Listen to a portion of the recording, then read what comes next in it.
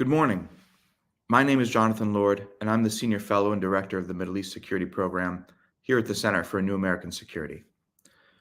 21 years ago, the United States launched Operation Iraqi Freedom to topple the government of Saddam Hussein.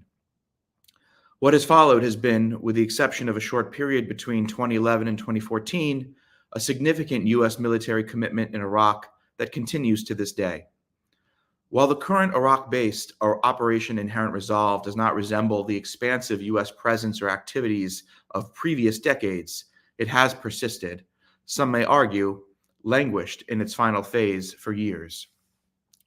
Recent violence directed toward U.S. forces by Iran-supported militias in Iraq following the start of hostilities in Gaza and the subsequent U.S. defensive strikes that followed have reignited a political debate in Baghdad about the continued presence of U.S. forces. In Washington, it has accelerated a policy conversation about the future of the U.S.-Iraq security relationship and where our respective countries go from here. In the context of these current events, I'm pleased to welcome to CNAS Dr. Roger Petersen, who has authored a new book, Death, Dominance, and State Building, the U.S. in Iraq and the Future of American Military Intervention, and our very own CNAS Middle East Security Adjunct Fellow and my friend, Hamzeh Hadad, who assisted Dr. Petersen in the research for this tremendous new book. Roger Petersen holds BAs, MAs, and PhD degrees from the University of Chicago. He has taught at MIT since 2001 and is the Arthur and Ruth Sloan Professor of Political Science. Dr. Petersen focuses on within-state conflict and violence. He has written now 4 books: Resistance and Rebellion, Lessons from Eastern Europe, Understanding Ethnic Violence, Fear, Hatred, Resentment in 20th Century Eastern Europe, and Western Intervention in the Balkans, the Strategic Use of Emotion and Conflict. And now, of course, the new book we're here to discuss today. He teaches classes on military intervention, civil war, civil-military relations, and emotions in politics. Hamzeh Hadad is an adjunct fellow with the Middle East Security Program at the Center for New American Security. He is also a visiting fellow at the European Council on Foreign Relations. Hamzeh's research focuses on U.S. foreign policy in the Middle East, with particular emphasis on U.S.-Iraqi relations. Hamzeh is an expert on government formation processes in Iraq, democratization, and federalism. He has written for the Washington Post, Small Wars Journal, Al Jazeera English, 1001 Iraqi Thoughts, and other outlets. His analysis has been featured in the Associated Press, Agence France Presse, the Christian Science Monitor, The Independent, PRI The World, France 24, BBC World Service, and others. In 2021, Hamzeh served as an advisor to the president of the Trade Bank of Iraq. He holds an MA in International Affairs, specializing in international development policy from the Norman Paterson School of International Affairs in Ottawa. Dr. Petersen, Hamzeh, welcome to you both. In a moment, I'm going to turn the wheel over to you, Dr. Petersen, to tell us about the book. But before I do, I want to remind our virtual audience that you can submit questions for our panelists on X using hashtag CNAS 2024 or at cnas.org/live. Dr. Petersen, I turn it over to you. Thank you very much for that kind introduction, Jonathan. So the work for this book probably began in 2010 when I organized a conference at MIT that brought together academics and practitioners in the same room in an effort to try to understand the Afghanistan and Iraqi wars. I worked on the project on and off for many years, and I have to admit it took me a long time to understand some of the basic features of the Iraq War. The Iraq War was not one war. At one time I thought it was 4 wars, one in the south, one in Baghdad, one in the north, and one in Anbar. I came to believe that this was many different wars going on at the same time. On the U.S. side, the war was actually highly decentralized. In some ways, it was really a captain's war. They had that much discretion at the lower levels. On the Iraqi side, you had a variety of local militias, but at the other level, it was a struggle of overarching master cleavages where Shia, Sunnis, and Kurds were struggling and fighting over dominance and subordination within the state. So I have 2 goals in this book. One is just to produce a rich description of the Iraq wars and their legacy in Iraq. And this So I did try to listen to a variety of actors and give some voice to their experience and agency. But as a political scientist, my second goal is to bring an analytical framework to bear to provide explanation for major outcomes, mainly to explain variation in violence and state building. So I have an analytical framework I use to study insurgency. I developed that for other insurgencies even before Iraq and brought it here.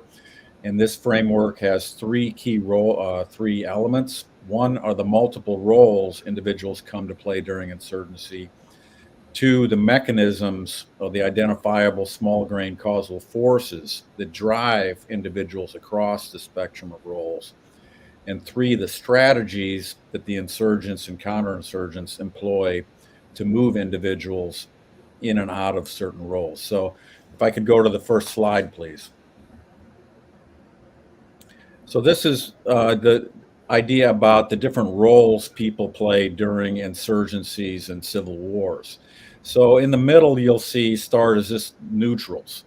And a lot of people just want to stay out of either side. They just want to stay here. But going leftward, these are the insurgent roles of insurgent support.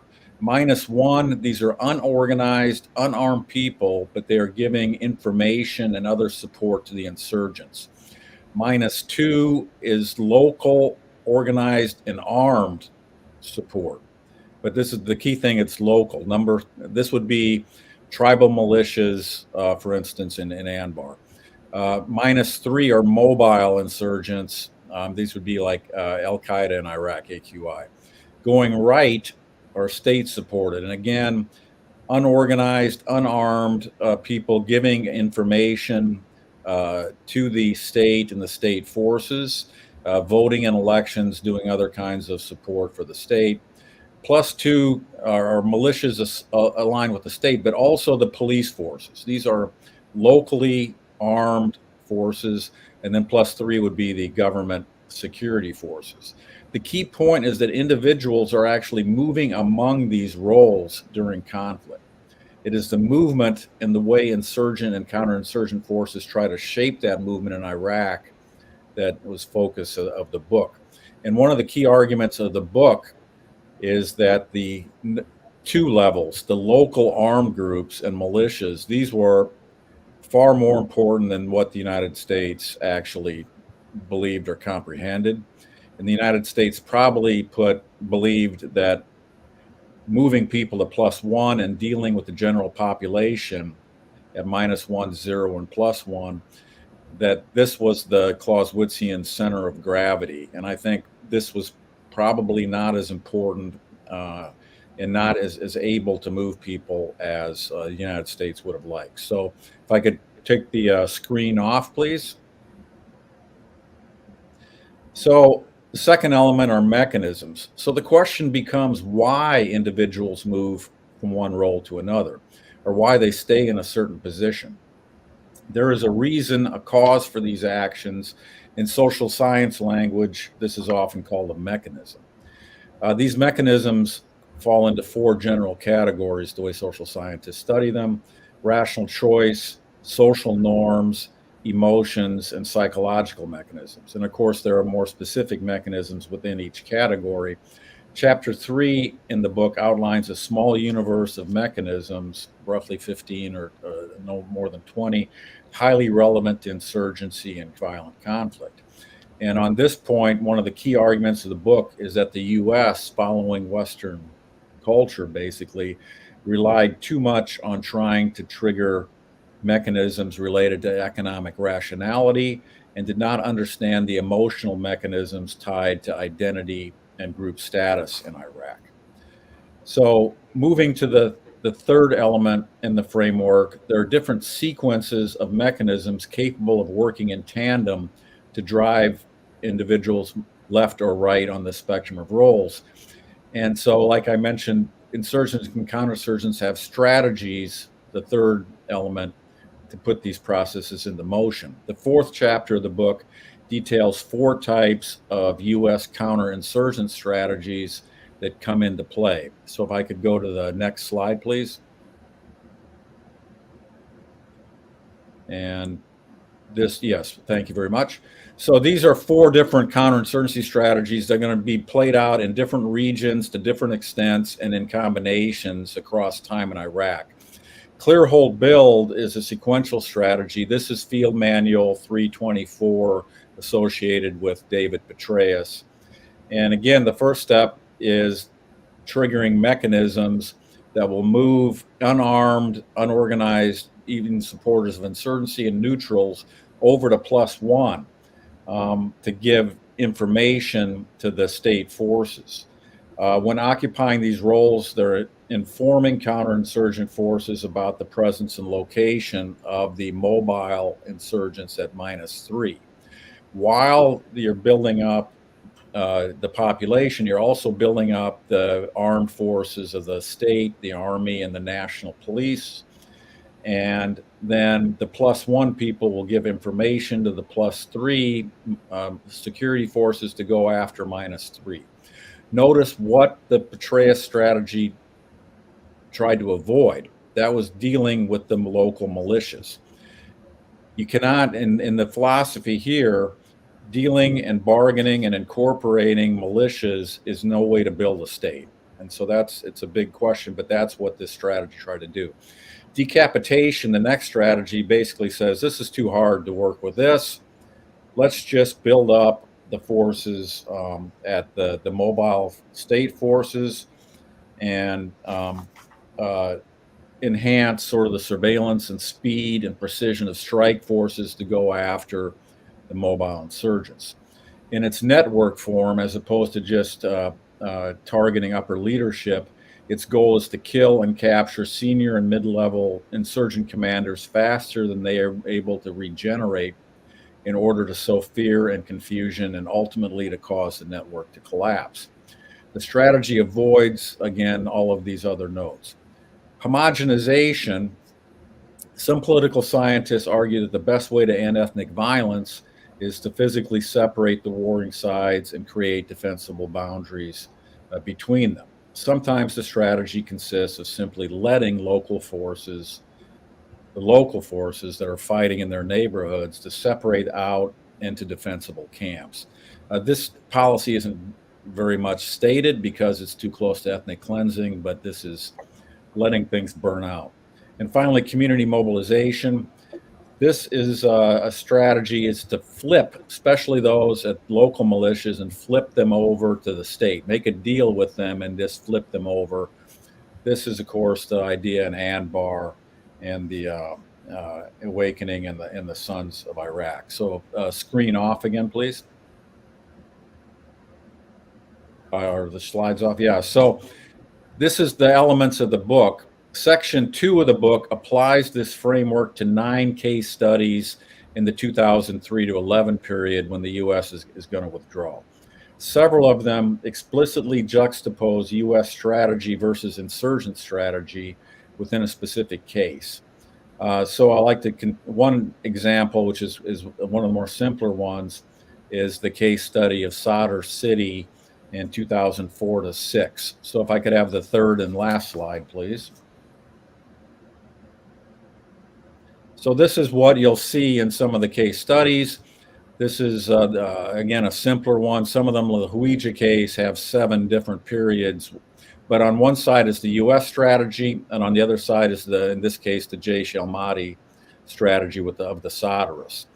And at the time, the U.S. was just trying to move people over to +1 through public works projects while rebuilding the local police. They were not going in at the time into this homogeneously Sadr-based 2 million enclave. They were trying not to provoke the people, so they weren't working here. But the Jaish al-Mahdi and the Sadrists, they were competing with the U.S. By building alternative state-level social services in the office of the martyr Sadr to move people to -1. They were rebuilding their militia, and they were getting weapons from Iran to help build the forces here. In the meantime, they were taking over police stations and infiltrating them, and they had low-level harassment of the U.S. forces. They calibrated it not to bring the U.S. down on them too hard. But this is the kind of juxtaposition of strategies that you'll see in section 2. Now, the case studies all are based on other bigger questions. The Sadr City, there's 2 chapters on Sadr City, actually. But the big question is the resiliency of the Sadrists. The U.S. routed the Sadrists in 2004, and they come back, and the Jaish al-Mahdi is able to become the dominant force in ethnically cleansing the Sunnis from much of Baghdad. The U.S. again routes the Sadrists in 2008, even in Sadr City. And again, the U.S. is thinking, these guys have had their day. Well, today the Sadrists are a dominant force yet. And the case study here indicates why. The Sadrists can unleash emotional, rational choice, and normative mechanisms within the Shia community to address every node on the spectrum. And this is what gives the Sadrists power, and the Sadrists power to come back. The Sunnis could never do this, and the United States couldn't do this either. So last slide off, please. So section 3 then covers the aftermath and legacy of the 2003 to 11 period from 2011 to the present. So there's much to say about the nature and transformation of Iraq from 2011 to the present. I just want to tell one general story linking the 2 time periods. So in terms of state building, the common political unit in Iraq arising out of the 2003 to 11 era was an amalgam of political, militia, and religious sorts of forces. So you see the Badr organization, the Sadrist organizations, Kataib, Hezbollah, AAH, these groups went on and captured sections of the state during 2003 to 11. And these units have persisted. They're finding even stronger hybrid presence in the state in the form of the Popular Mobilization Forces. And many groups got in on this game.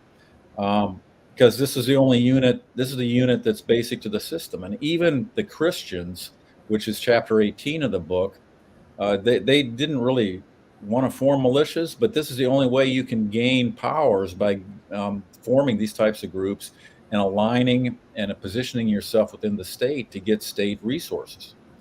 So the persistence and dominance of these groups in the Iraqi system has had 3 profound effects. The first one is the system is past the era of sectarian major violence. And that's above all because the Shia organizations became dominant in the system. By 2018 or so, after the Kurdish referendum and after the Sunnis had had enough of ISIS, the Kurds and Sunnis basically came to accept their roles in a Shia-dominated state. The second thing is, given this fragmented state, there's also a measure of stability because no group it can be powerful enough to take over the state. There's not a Saddam Hussein on the horizon in this system. It's a weak state, and the groups that form it like a weak state. One, because they can't be dominated by other groups, and 2, because everybody gets included in the spoils of the state. So the oil money is coming, and it's producing money which is spread across all the groups to run their patronage systems. And so while there's a measure of stability, it's a terrible kind of system for efficiency. And so the threat to Iraq now is not from sectarian war, and it's not really even from a new Saddam Hussein arising or anything. It's just from really bad governance.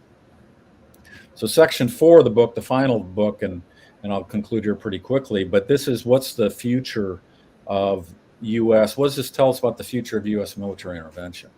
And so coming back to the 4 counterinsurgency strategies I outlined in the slide before, clear, hold, build, we're not going to try to do this anytime soon. This is classic counterinsurgency.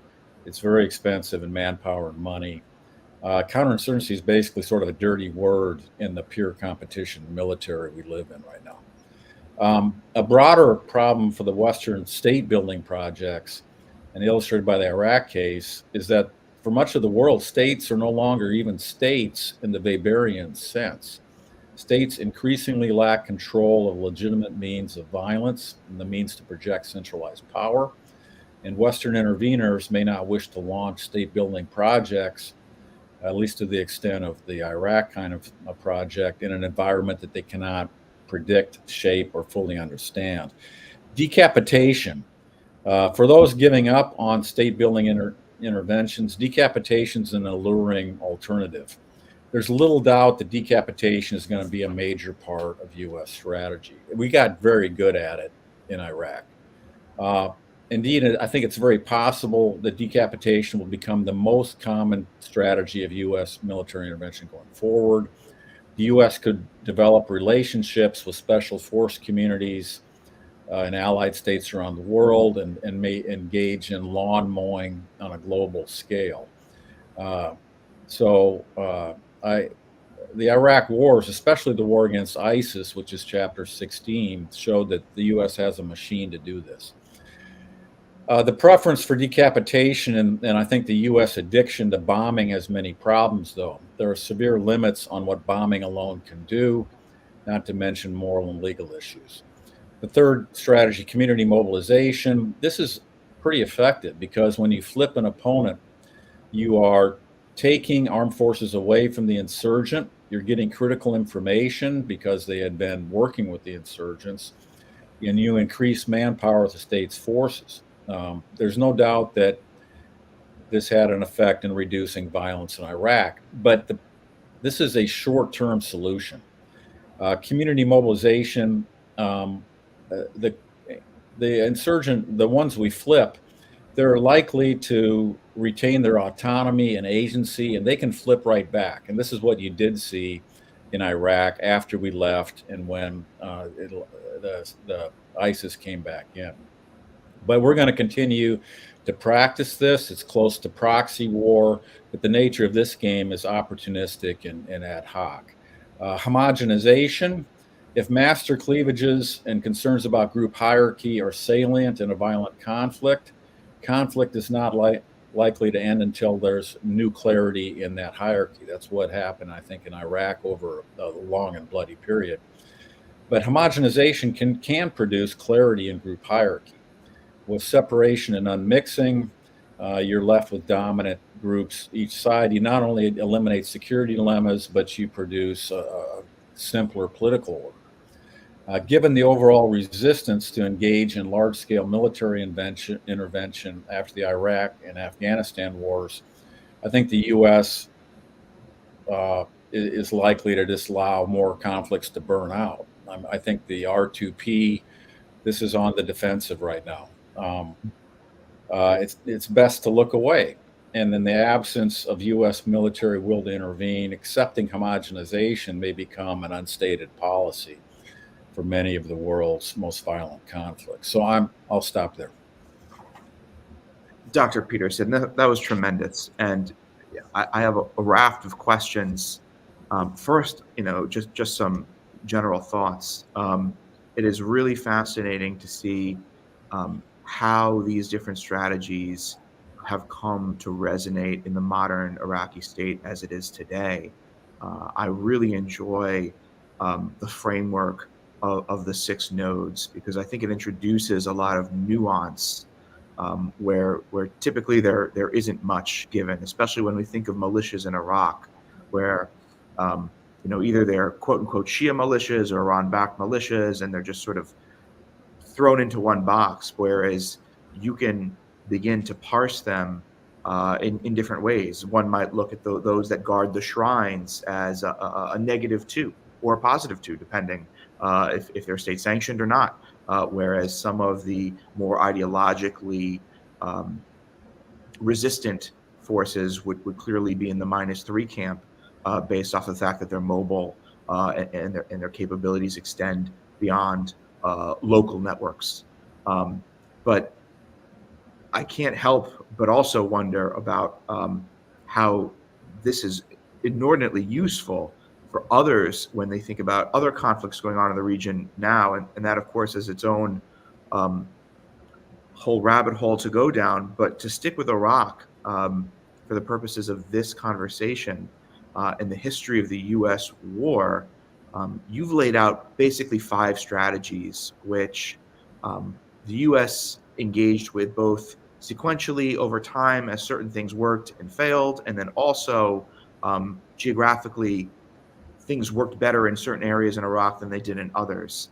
Um, it for me calls into question here that when we think potentially putting the scar tissue of the Iraq campaign aside for a minute, but if we think a little bit dispassionately about a future formula for counterinsurgency, what do you recommend? I mean, do you see sort of a blending of some of these strategies as being the most potent, effective tool to end insurgency and to build states?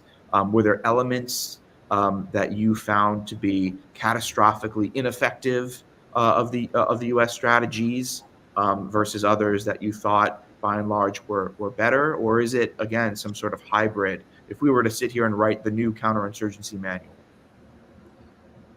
Well, there are sections of the book like who wins in these contests.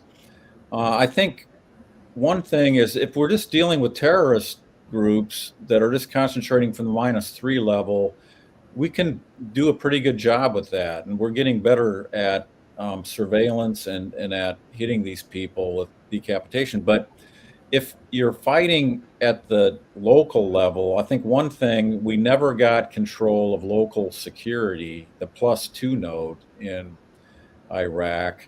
And we allowed, first off, we just had a fraction of the number of police advisors at first, like 1/10 of what was planned. But we allowed the Badr organization to basically take over the Ministry of the Interior. So one thing, if we're going to build up, because if we want to build a state, what you want to do is get +3 forces, a state military that can function. And of course, if you look at what happened in Mosul with ISIL, that didn't happen. +2, we didn't really ever get control of local security. +1, we did a lot. The center of gravity in Petersen's idea was to protect the population, bring it over, get information from it. And then the -2, the militias, we did a pretty good job with the awakening, but actually that was the Iraqi agency that did that, and some Marine commanders and Army commanders on the ground. It wasn't our policy. I think, we can go after the -3s pretty well, but the problem is in these societies, we have to get better at trying to deal with what's going on at these local levels, I think. And you tried to do that with the PRTs that came in, but it's very hard to build up a local police force because it's so embedded with society, and you can't get the societal part out of this. So I'm rambling on here, but I think you have to deal with these local militias better. What happened in the Hawija case is we got violence down pretty good by a combination of the clear hold build and the community mobilization. So the idea on the spectrum, if you can cover most of the nodes, you're denying. It's really a strategy of denial against the opponent. So in Hawija, and that's a case I did mostly because I knew 4 different officers that served there at different times, so I could get a pretty good story out of it. But you cover a lot of the nodes with the clear hold build plus the community mobilization. The problem, though, which I don't think could ever have been solved in Iraq, is the master cleavage. I just believe that after so many years, the Shia were going to become dominant. And that, to me, and this is where I got on the Eastern European side. Eastern Europe had multinational empires, and it had multinational states like Yugoslavia and Czechoslovakia. They all ended up with one dominant group in a nation state.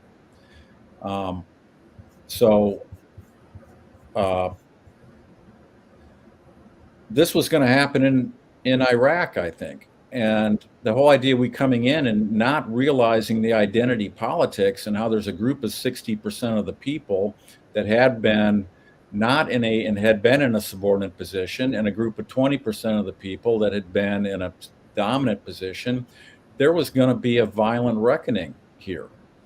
I think one thing is the identity politics and how to deal with that. But, on that, Eastern Europe, Yugoslavia, and I'm married to a Serb, by the way, so Serbs just weren't going to become a subordinate group in Bosnia. It just wasn't in their history. And you look at our country, you're talking about Trump and Biden, and this battle. This is one reason I say that moving people economic rationality versus the identity part of this is not very, everyone says, well, Biden is doing this much economic good stuff for people, and why aren't the people in the Midwest and the South appreciative of all the good stuff they did? Well, those people believe their world has changed and they are no longer the dominant group and they're a subordinate group. And if this happens in Yugoslavia, if this happens in the United States, why do we think it didn't going to happen in Iraq? And why did we not think that the Shia were going to develop organizations to have dominance?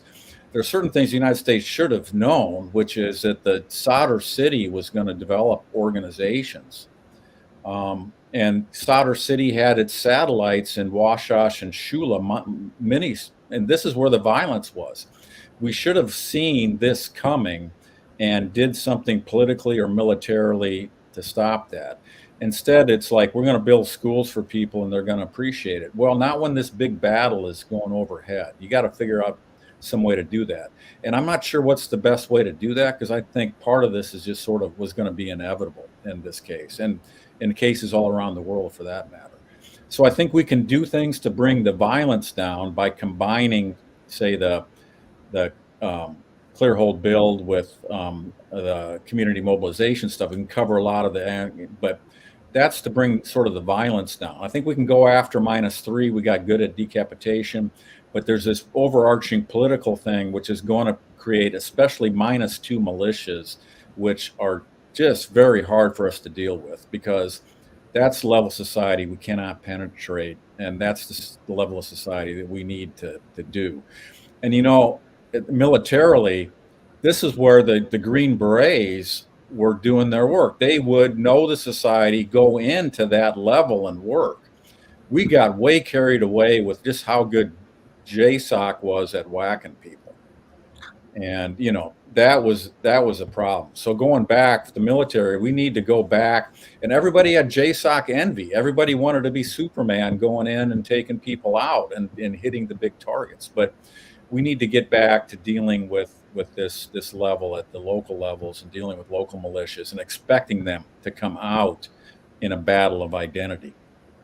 Yeah, I think that's a great point. I think militaries tend to become biased towards the things they're good at, irrespective of that, whether it creates actual strategic victory or not. If you're good at tactics, you're going to lean into tactics, and you're going to willfully ignore whether or not that solves your strategic problem. I think you've seen that in Iraq historically.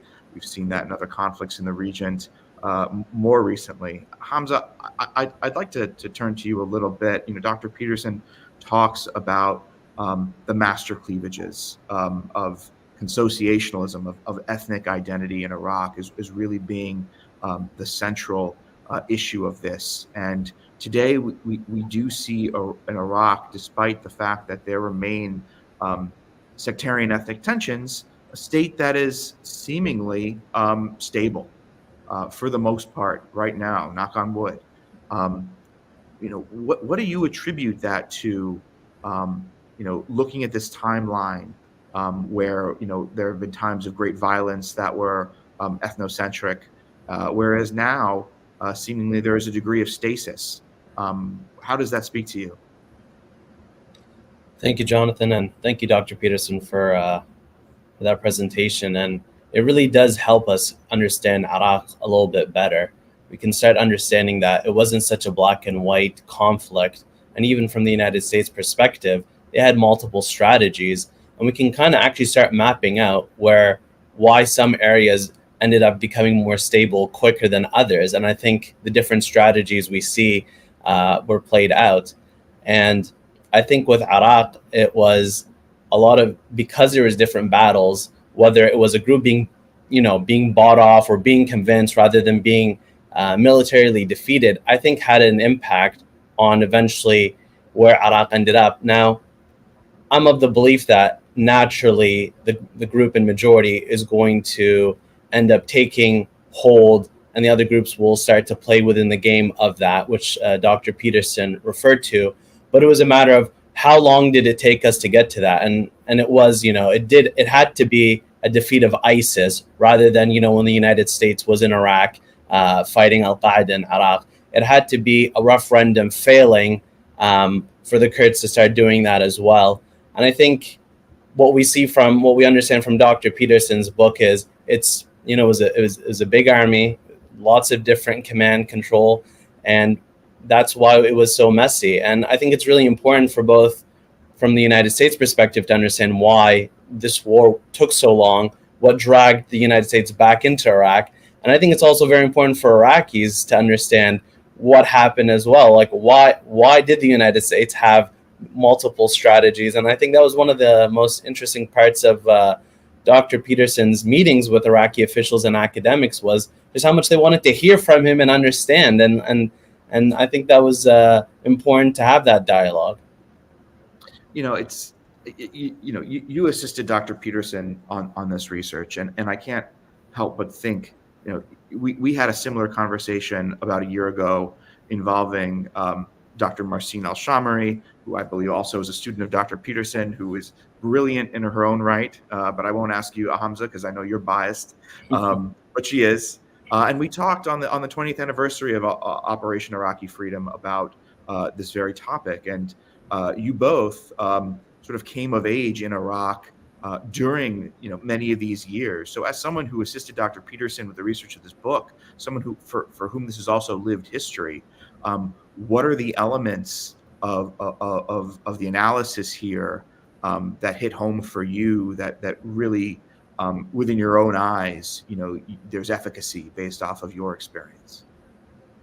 Well, I think the most important part was seeing the Iraq war is so polarizing, both in Iraq and in the United States. And so if you're against it, you completely dismiss it. And if you're with it, you blindly support it. And it was just refreshing to kind of hear some nuance, to actually analyze what happened, accepting the war happened, and then figuring out what played out. And I think that was really important to see from the Iraqi side. With regards to seeing it play out, like I said, I kind of, the last 4 years I spent in Iraq was the post-ISIS, post-Kurdish referendum Iraq. And I started to see maybe that kind of image that people had of what we would want a post-Saddam Hussein Iraq to look like kind of play out. What was interesting was during that time was you had, the nationwide protests in Baghdad and the south with Tishreen. You kind of had different governments because of that. And so the playing out was more of, we were finally seeing Iraqi politics being played out in politics and less in arms. And unfortunately, up until October, we thought that was the path we were going for. It's like, fine, we're finally moving away from violence and playing out differences in the political realm. But I think long term we're going to continue on that path, hopefully. That to me is a great question, and one the book raises for me. And before I ask it, I do want to make a pitch to our virtual audience. Please bring your questions, #CNAS 2024 or cnas.org/live, and we will ask them. But Iraq right now is seemingly in a bit of a choose your own adventure. And Dr. Petersen, you make the very valid point that there is a degree of Shia dominance now that seemingly has settled in, such that we're not seeing these master cleavages erupt into broad ethno-sectarian violence.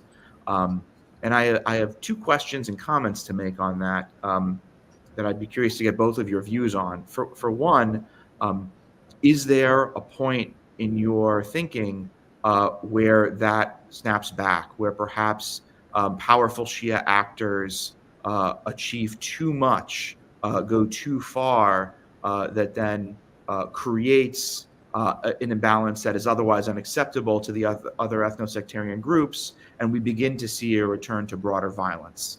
And two is that while we haven't seen major violence between Sunnis, Kurds, and Shia, we have seen a degree of intra-sectarian, certainly violence, but also greater tension.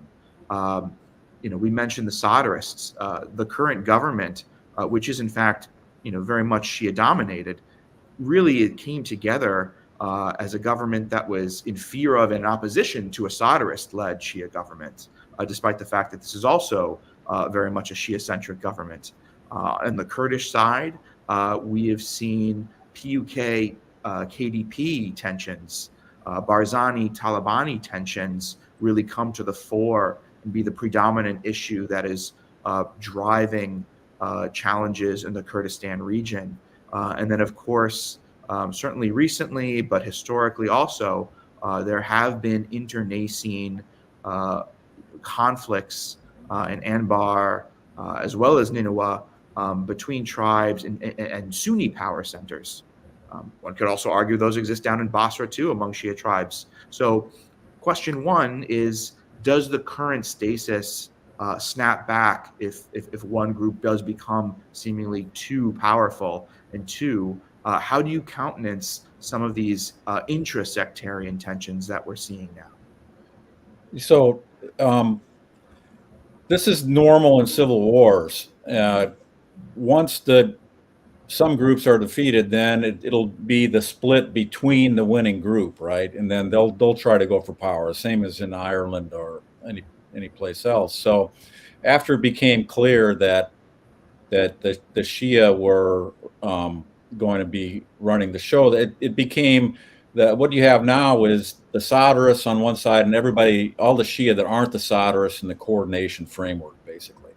And so what you get is the balancing between Shia. And as you said, Jonathan, I think it was last summer, Hamzeh, you know the facts better than I do, you probably remember, but there was a violent conflict in the Green Zone between the Sadrists and the state forces that were more aligned with the coordination framework. But what they pulled back very quickly.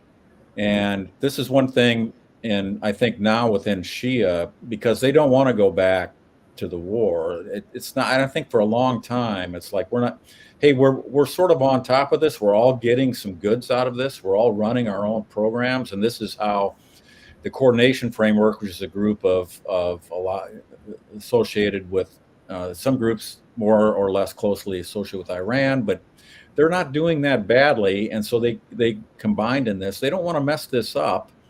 And when violence came to the fore in the Green Zone last summer, they pulled back more quickly. And so I think right now that to me was the conflict was inevitable. They were going to clash. I think that was inevitable. But the way they pulled back from it, that's my argument for stability rather than this, because that could have gotten, if that had been Sunnis against Shia, like after the bombing in Samarra, that thing just blew up, right? And the Shia are I think, because they run things, why blow it? And I think Sadr knows he can't. The Sadrists are pretty smart, and they get some support from Iran. They play against other groups, but they're not like radically trying to completely take over the state, and I don't think they will be. Hamzeh, though, probably has more opinion on that. I mean, just to kind of add to your point with Sadr, it was he was seen as the biggest militia in Iraq, and I could always take over if I want to, and he kept using that, and he grew in power, and it reached a point where he was actually forced to deal that hand, and he was not the most powerful. And I think this is where we need to add more nuance to the discussion of Iraq doesn't have the strongest control over these different militias, but that doesn't mean those militias are the most powerful actor and they can take over the state. As we've seen, anytime one tries to go after the state or take full control of it, they're fought back by all the sides. And even if you don't fight back, you're sitting on the sideline and saying, I have nothing to do with this, which is what we saw play out with the Sadrs in the summer of 2022. So I think that's a really important point to ask, where the PMF looks very powerful. They help defeat ISIS, so that really helps with their image of power, but not one group can take on the Iraqi state. And so they're actually forced to play within it. And I think that's an important point to make. We actually do have a question from our audience. Jesse is asking of you, Dr. Petersen, what do you think ought to have been done in Sadr City? If we had more of a Daniel Boone Green Beret approach, less Superman, what would the policy choice set have been? What would have been the optimal choice for a battle of identity when the U.S. is backing the dominant ethnic group due to democratic norms, but extremists are hijacking things? Yeah, that's a good question. And, I think that there was going to be an organization because of the legacy of the Sadr, and also they had organization beforehand. This was one thing that was the problem with us getting in. We had a lot of emigres from Iraq sitting in Washington saying the totalitarian regime of Saddam Hussein had basically made a clean slate of all of Iraq. It was going to be like the communists after they left in Eastern Europe, and we're going to be able to build these organizations. Well, there were lots of powerful organizations from Sadr and also from Badr who had been in Iran from 1983 who were going to come in. There's no blank slate here. So one thing is, I think Sadr City, I don't think we could have gone in and did much. And the whole idea was to let it alone. And then that was, and concentrate on the Sunnis. We exaggerated the Sunni threat. I think rightfully we didn't go in and poke the eyes of people in Sadr City, but we should have been better prepared that the Jaish al-Mahdi was going to develop capabilities to do what they did. And we were pretty blind to that. We didn't understand what they were doing until they had ethnically cleansed many neighborhoods. So I think we needed to leave some of these areas alone, but we should have understood that Sadr City, that they were going to regenerate, this militia would have danger, and we could have tried to deter them from doing the ethnic cleansing they did in 2006 and 7. We could have reinforced the boundaries at the lines between some of the neighborhoods that were mixed and are going to get unmixed. We could have realized that Sadr City had its outlets in the Shula and Washash neighborhoods, both impoverished Sadr neighborhoods that in those neighborhoods were used to make attacks against Sunni neighbors there too.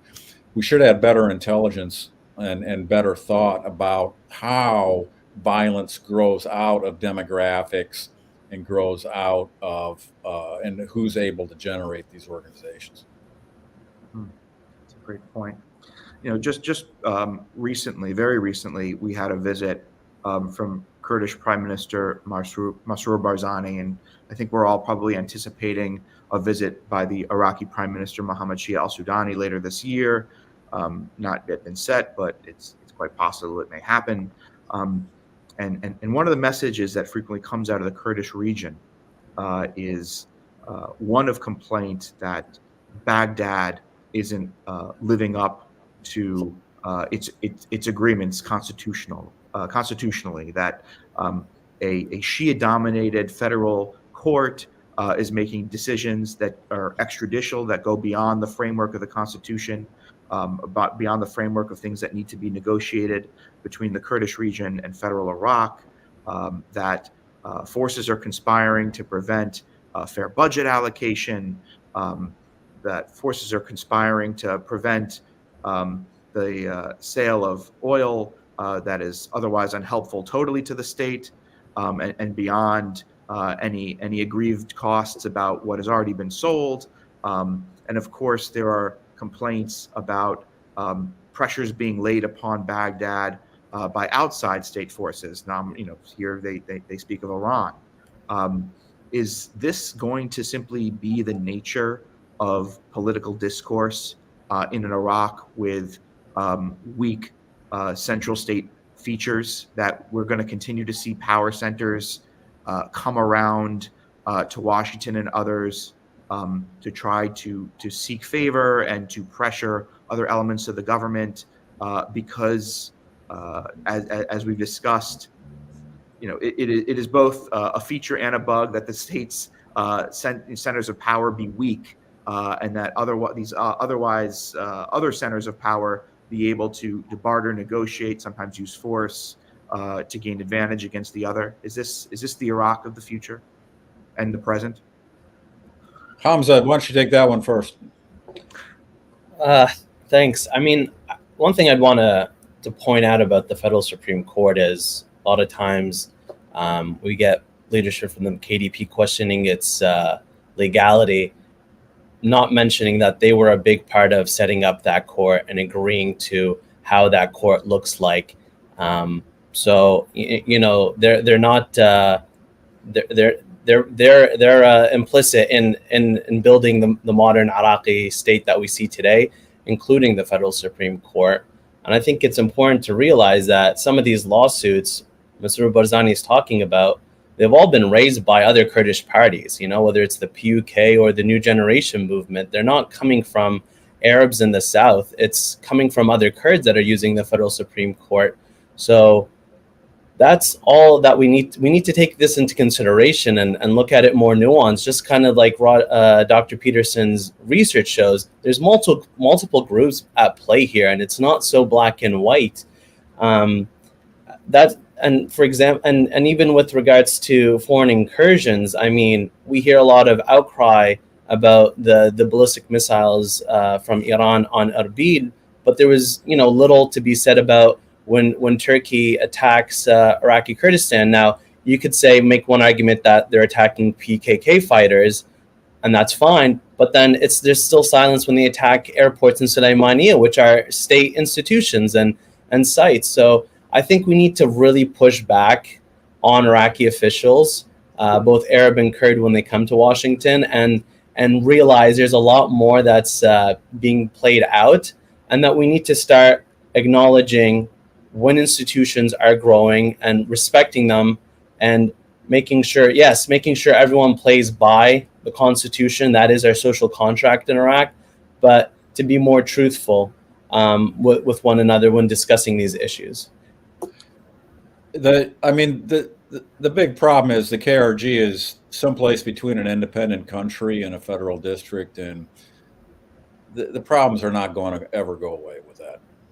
And there's always going to be disputes because it's given that situation, I don't know what kind of constitution can make sense of that. It's nothing I teach in political science. So, and the Kurds have their own problems between themselves, which, and then there's the disputed territories. This just won't go away. There's just a lot of issues that are going to fester a long time between the central state and Kurdistan.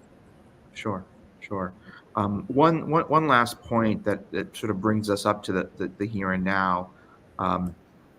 Currently, there is this HMC. There is this vehicle by which the Iraqi state and the U.S. government are discussing the future of the U.S. Iraq security relationship. This has really been a long time coming. I'm probably one of the people who would criticize our Iraq policy in that we have been stuck in a defeat ISIS mission, whereas we could have been using a lot of time to be thinking about what comes next. And of course, now in a moment of crisis, that has sort of been foisted both upon Baghdad and Washington. And I think those moments don't necessarily lend themselves to the best type of decision making. But here we are. And I think in Iraq, this has really become a referendum on the future of U.S. military presence in a binary. And here, as I mentioned in my opening, I think there's room for discussion about what are the tools, what is the presence, what are the things that define the U.S.-Iraq security relationship that drive the Iraqi military forces to be able to stand on their own more so in perpetuity than the support that we have past given, and also to prevent the kinds of collapses that we've saw in 2014, most recently. As we read the book and think about the U.S.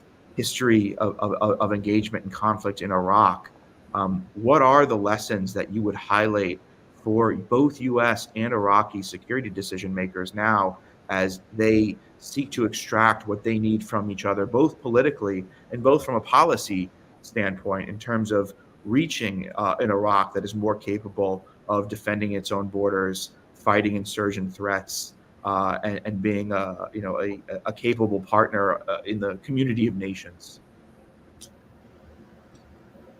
I think, they didn't have that bad of a deal before this recent Gaza inspired, that Iraqis, I think the government, I think Sudani, they wanted a couple thousand Americans in there. And because you get ready to go if there's a threat that comes up, you can mobilize a lot faster, and you can use our decapitation capabilities to slow that down. And I think from the U.S. standpoint, we had found a way to stay out of the visibility, but still have our capabilities in Iraq. So I think that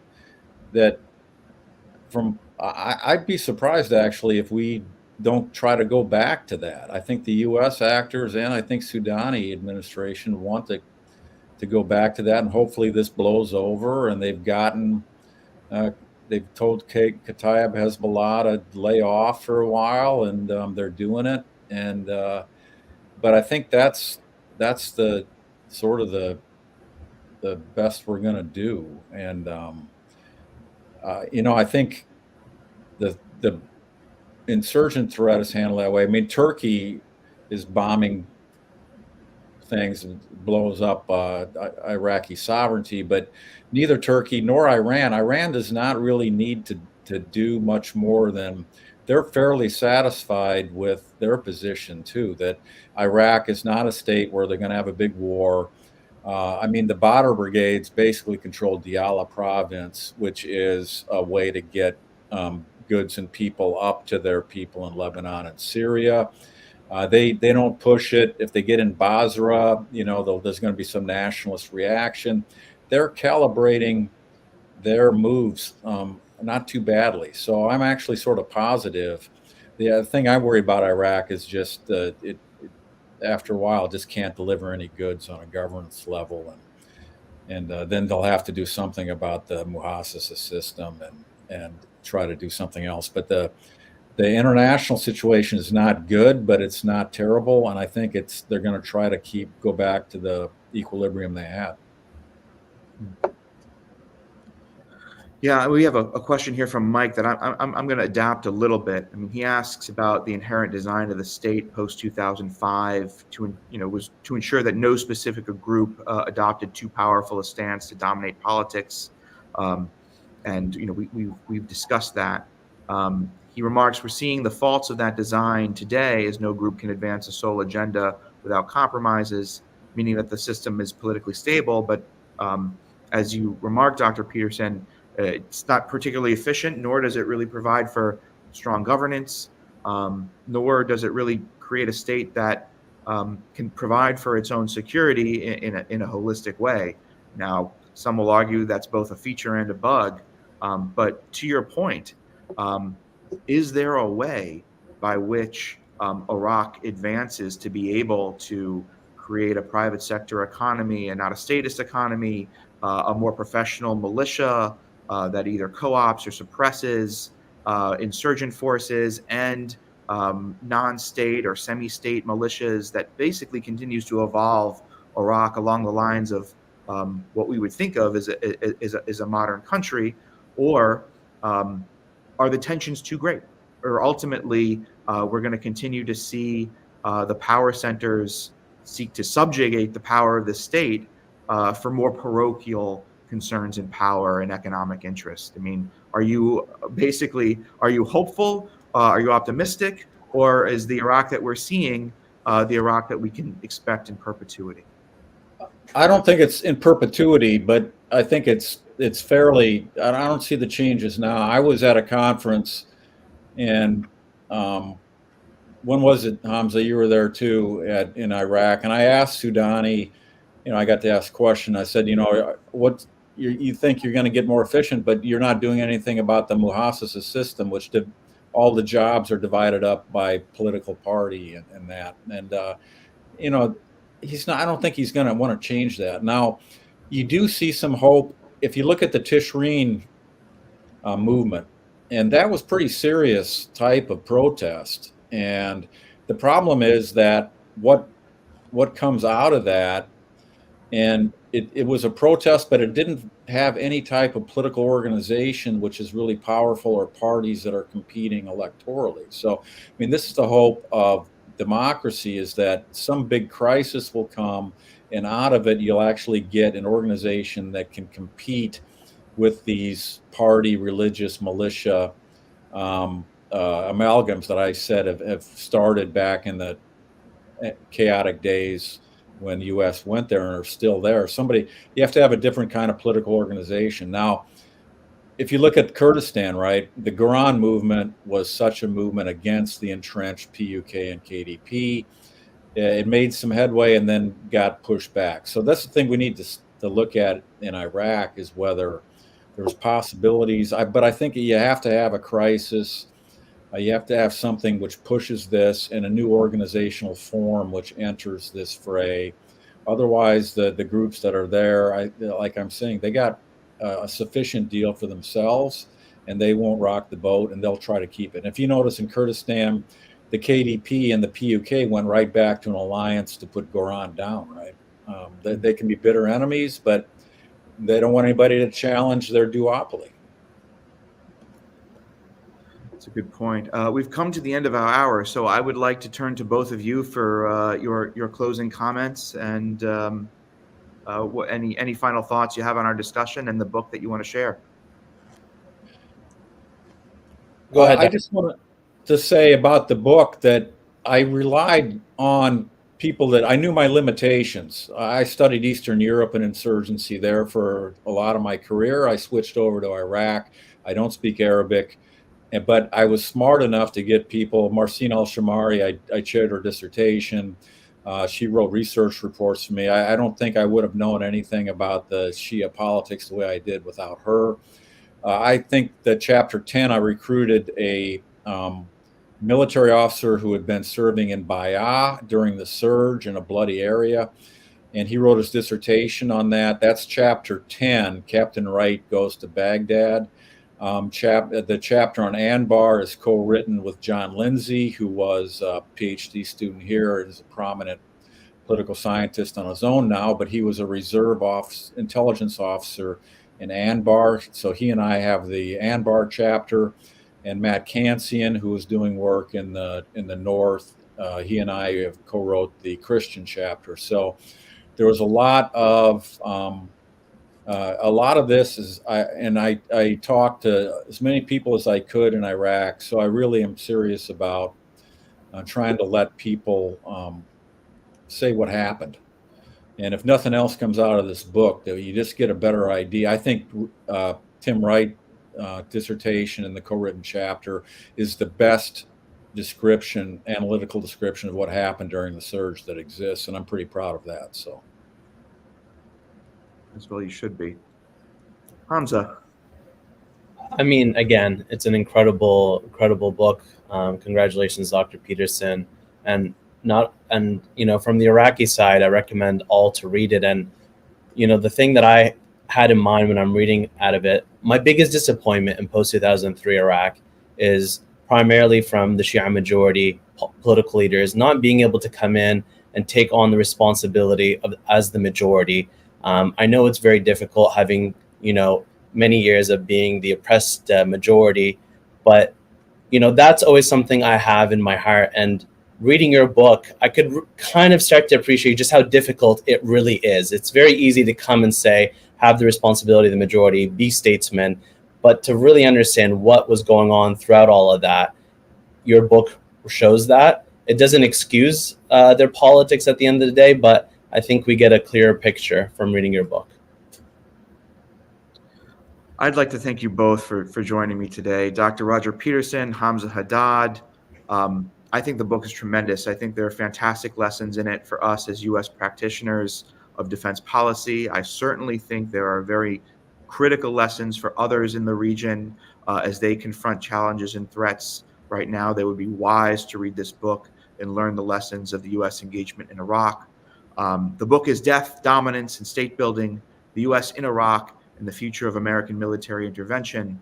I remain Jonathan Lord. I'm the Senior Fellow and Director of the Middle East Security Program at the Center for New American Security. Thank you so much for watching. Take care all.